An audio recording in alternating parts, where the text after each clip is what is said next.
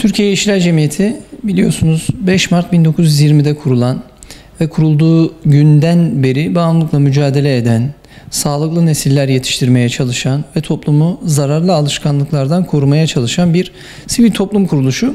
Tabii bunun tarihine girecek olursak 5 Mart 1920'ye gidelim hep beraber. 1920'de ortalıkta bir savaş alanı. İstanbul işgal altında, bir taraf Fransızların, bir taraf İngilizlerin kuşatması ve boyunduruğu altında olduğu bir dönemde bağımlılık bu kadar önemli miydi sizce? Peki ecdat bu konuya bu kadar değinmesinin, bu kadar sıkıntılı bir zamanda bir demirin bir fişeğe dönüşmeye çalıştırıldığı veya yerde bir ufacık bir şey bulsa bile bunu düşmana atıldığı bir dönemde bağımlılıkla mücadele bu kadar önemli miydi? Aslında bu sorunun cevabını veriyoruz biz. Biz ecdadın işini yapıyoruz. Çünkü mücadele ettiğimiz kendi geleceğimiz. 1920'de gençliği işgal, geleceği işgal adıyla çıkılıyordu bu serüvene. Şu an 2025'ten geçmişe baktığımızda 105 yıllık bir geçmişte görüyoruz ki gerçekten gençliği işgal eden geleceği işgal etmiş oluyor. Tabii biz burada 5 bağımlılık türüyle mücadele ediyoruz. O zaman alkol ile başlayan serüvenimiz şu an alkol, sigara, uyuşturucu madde, teknoloji ve kumarla sürdürüyoruz mücadelemizi. Bağımlılıkla mücadelenin her alanında olmamız lazım. Bu noktada tabii ki Adana'da yaptığımız çalışmalara bir yenisini daha ekliyoruz.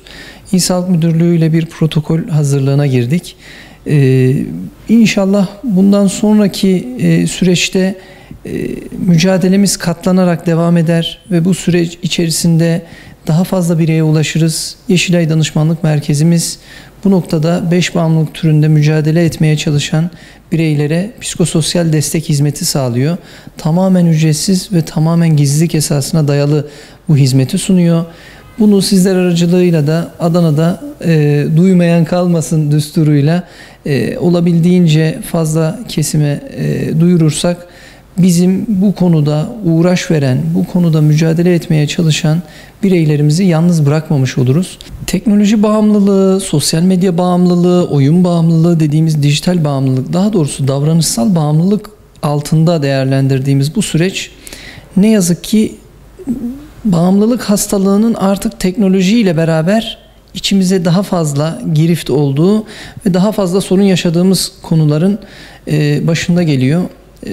Geçenlerde bir çalışma okudum. Bu çalışma şunu söylüyor. Standart bir sosyal medya kullanıcısının günlük sosyal medyada geçirdiği zamanı ele alan bir çalışmaydı. 3,5 santim kaydırmalar, biliyorsunuz siz de. Kaydırmalar 3,5 santim standart bir kaydırma ve normal bir standart bir sosyal medya kullanıcısının gün sonunda kaydırdığı mesafe 87 metre. Aslında bu bizim bu süreci ne kadar çok gündem etmemizin ve ne kadar çok tehlikeli olduğunu gözler önüne sermekte. Biz bu konuda istiyoruz ki dijital detokslar yapalım. İstiyoruz ki bu konuda bağımlılık noktasında bireylerimiz hizmet ve destek alabilecek bir kapı, bir birim olduğunu bilsinler. Tabii burada yalnızca biz değil, Sağlık Bakanlığı'na bağlı sağlıklı hayat merkezlerinde davranışsal bağımlılık alanında ciddi destek hizmetleri sunuyor psikolog arkadaşlarımız. Bu noktada yine bireylerin bağımlılık davranışına gösterdiği yaklaşımı da ele almamız gerekiyor ve onların ailelerini de ele almamız gerekiyor. Bağımlılık bir aile hastalığı. Bu hastalığı mümkün olduğu müddetçe ailenin temelini oluşturan anne, baba, çocuklar hepsinin farkındalığını artırmamız gerekiyor. Tabii son zamanlarda bağımsızlık seferberliği kapsamında biz artık mahallelere, evlere, hanelere girip bu hanelerde yeşilaycı bireyler oluşturmaya çalışıyoruz. Temennimiz odur ki bu sayede her hanede bir yeşilaycı yapmak, her haneye bir yeşilayı götürebilmek. Kıymetli Adanalı hemşerilerimizden talebimiz odur ki Yeşilay'ı bu haklı mücadelesinde yalnız bırakmaması ve bu konuda gönüllü olarak destek olması. Gönüllü olmak çok kolay. Türkiye Yeşilay Cemiyeti'nin sitesine girdiğinizde, yani normal arama motorlarına Yeşilay yazdığınızda çıkan ilk sayfada gönüllü ol butonu vardır zaten. O gönüllü ola tıkladıklarında zaten güzel bir doldurduklarında bizlere ulaşmış olabilirler.